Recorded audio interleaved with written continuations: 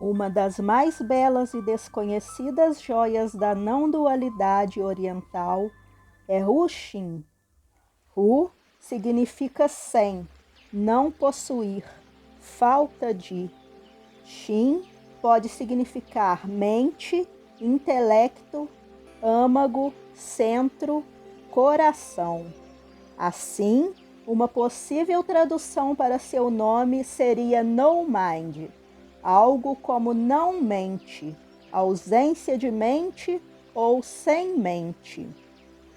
O Xin é conhecido como o mestre da não-dualidade. A sua simplicidade ilumina de tal forma o nosso caminho que não podemos ficar indiferentes à sua sabedoria.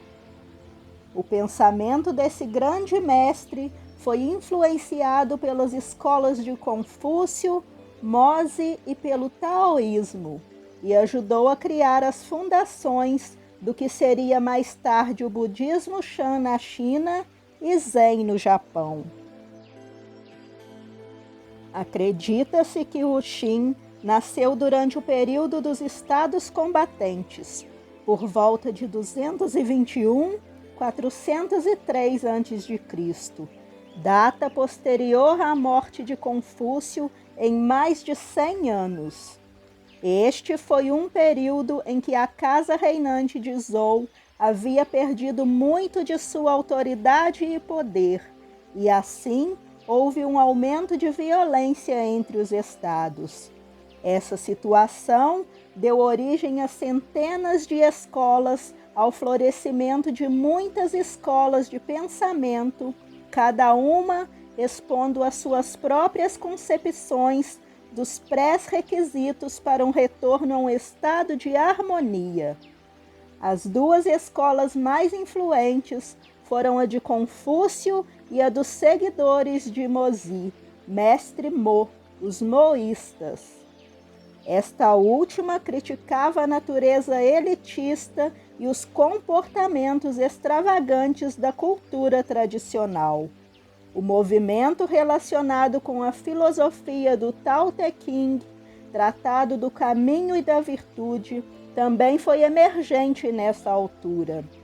O estilo taoísta da filosofia de Uxin foi desenvolvido no contexto definido por estas três escolas e parece ser mais fortemente influenciado por esta última. Uxin nasceu em uma aldeia chamada Meng, no estado de Song. O rio Pu, no qual se diz Uxin teria pescado, estava no estado de Shen, que se tornou um território de Shu. Podemos dizer que Uxin estava situado na zona de fronteira entre Shu e as planícies centrais, as planícies em torno do Rio Amarelo, que eram a casa das culturas Shang e Zhou. Certamente, conforme se aprende mais sobre a cultura de Shu, mais se percebe ressonâncias profundas com a sensibilidade estética dos taoístas e com o estilo de Uxin em particular. Segundo a data tradicional, Uxin teria sido contemporâneo de Mencius, mas é difícil encontrar qualquer evidência de que havia alguma comunicação entre eles. O filósofo Gao Min, embora não fosse um taoísta, era um amigo próximo e abundam histórias de suas rivalidades filosóficas. O trabalho de Uxin foi significativo para os praticantes da tradição taoísta, que muitas vezes tomaram ideias e temas para suas práticas de meditação, como, por exemplo, o Tratado do Sentar e Esquecer, de Sima Shenzhen. Ele oferece uma visão extremamente refinada da vida e da existência. Quando ele escreve Nada Parece Como É, ele desafia o leitor a questionar e verificar todas as crenças e suposições. Além disso, brevidade era a marca registrada de seu estilo de escrita. Enquanto seus contemporâneos escreviam longos volumes, o estilo de Uxin refletia seu senso de que as palavras também eram impedimentos para a obtenção da compreensão, que elas eram apenas setas e nada mais. Ele usava muitas das mesmas palavras repetidas vezes, porque sentia que as pessoas precisavam ouvir as palavras repetidamente até que a compreensão fosse além das palavras. Seus escritos estavam cheios de paradoxos, que fazem a mente desacelerar e, às vezes, até parar. Ao ler Ruxin, é preciso ponderar. No entanto, não é uma ponderação ativa, mas uma ponderação passiva, da mesma maneira que se põe algo no forno e o deixa assar por um tempo. O Xin repetidamente retornava a 3 pontos-chave. Primeiro, no plano fenomenal, quando se deixa de resistir ao que é e harmoniza-se com o que é, atinge-se um estado de clareza ou visão clara.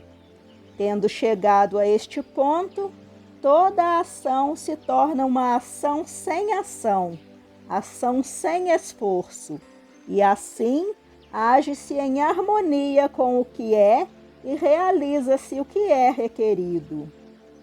Segundo, à medida que a visão clara se aprofunda, a que ele se refere como a abertura do grande portal, surge o entendimento de que ninguém está fazendo nada e que há somente um fazendo tudo através dos muitos e diversos fenômenos objetivos que servem como seus instrumentos. A partir de então, flui o terceiro e último ponto-chave. O aparentemente separado eu é um mal-entendido, criado pela mente que divide tudo em um pseudo-sujeito, eu, e um objeto, o mundo fora desse eu. Essa aparente dualidade, essa sensação de estar separado, é a parte, é a causa básica da infelicidade.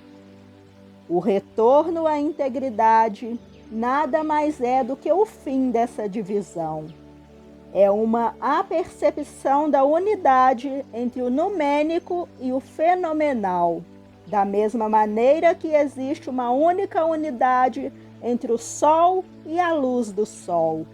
Então, o pseudo-sujeito é finalmente visto como apenas um outro objeto, enquanto a verdadeira subjetividade existe anteriormente ao surgimento de ambos e é a fonte deles. Um dito de Uxin que você pode levar para a vida é: limpe a poeira dos olhos. Então poderá ser visto que o mundo inteiro é meramente a totalidade aparecendo como o particular. Se você chegou até aqui, curta, comente, compartilhe. Ajude essa mensagem a se tornar maior que o mensageiro. Eu sou Anaís e você está no canal Atrativamente. Aqui, a minha alma honra a sua. Gratidão.